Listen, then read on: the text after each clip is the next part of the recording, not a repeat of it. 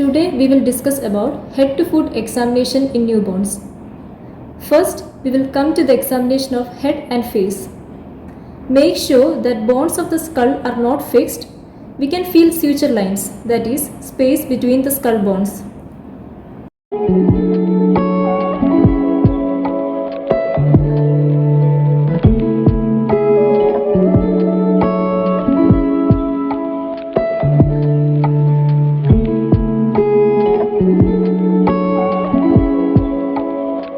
Fontanelles.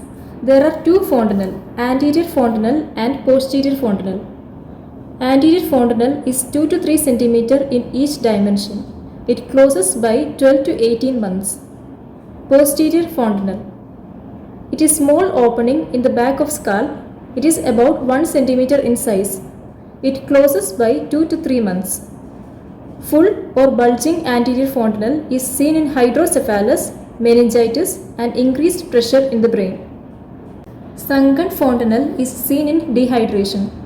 Large fontanelle is seen in hypothyroidism and Down syndrome. Small fontanelle is seen in craniostenosis, that is a fusion of skull bones. This picture shows the sutures in the skull and various abnormalities associated with the premature fusion of sutures. In this picture, we are seeing caput succedaneum. It is a superficial soft tissue swelling usually at the top of the skull. It crosses suture lines. Caput resolves in 2 to 3 days.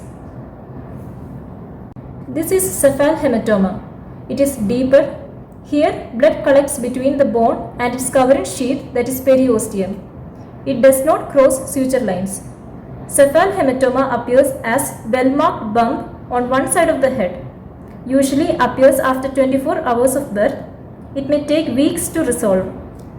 Subgaleal hemorrhage occurs into the loose connective tissue within the subgaleal space. It can cause hypovolemic shock, anemia and death. So monitor the baby if baby is having subgaleal hemorrhage.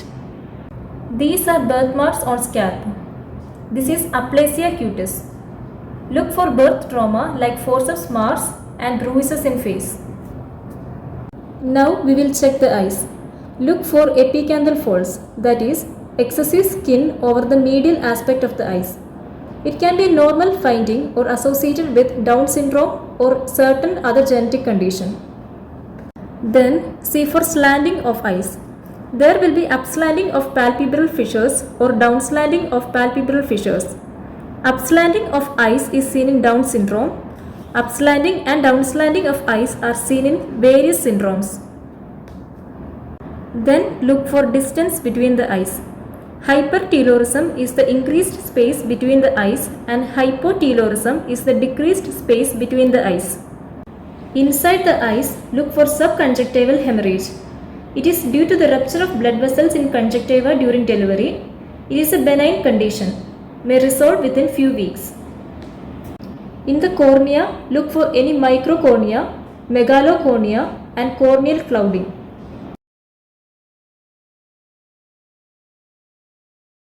Look iris. Absence of iris, that is called aniridia.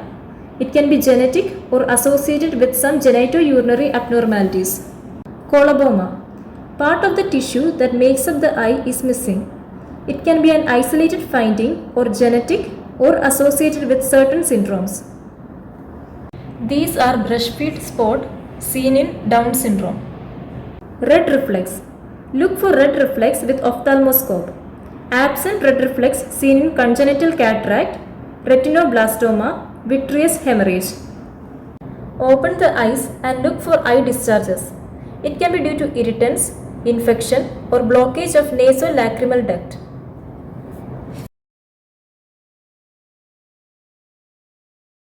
Now let's check the ears. Low set ear. Ears are considered low set when the helix of the ear meets the cranium at a level below that of a horizontal plane through both inner canthi. It is often a sign of genetic conditions such as Down syndrome, Turner syndrome and Edwards syndrome. Microtia. They are small and underdeveloped pinnae, often associated with Charge syndrome. These are preauricular skin tags and ear pips. They may be associated with hearing impairment in newborns. So, screening and close monitoring are warranted. There is a known association between ear and renal abnormalities, so rule out renal abnormalities also. Ear canal should be observed for patency. Look whether the nasal bridge is normal or flat. Check for flaring of nose. It may be an indication of breathing difficulty or respiratory distress. Choanal atresia occurs when one or both sides of the nasal airway are narrowed or blocked. To assess patency of the nostrils, a small caliber catheter can be passed through the nasal passages. If bilateral choanal atresia is present, the infant may have cyanosis that is relieved by crying. Let's see mouth. See whether there is any deviation of angle of mouth. It can be seen in facial nerve palsy. Check for other features of facial nerve palsy. In the absence of depressor anguli oris muscle, the baby appears to have an asymmetric face while crying. It is due to the inability of contraction and eversion of lower lip on the same side while crying. Here, the other functions of facial nerves are preserved. Micrognathia is characterized by a small jaw. Retrognathia is unusual posterior portion of mandible. These are seen in Peary-Robin sequence and Treacher-Collins syndrome. Check for cleft lip. Use gloved fingers for checking the palate to rule out cleft palate. A bifid uvula is often associated with a submucosal cleft. See whether there is any natal teeth. Epstein pearls. Small white or yellow nodules appear in the center of palate. They are benign. See for tongue tie.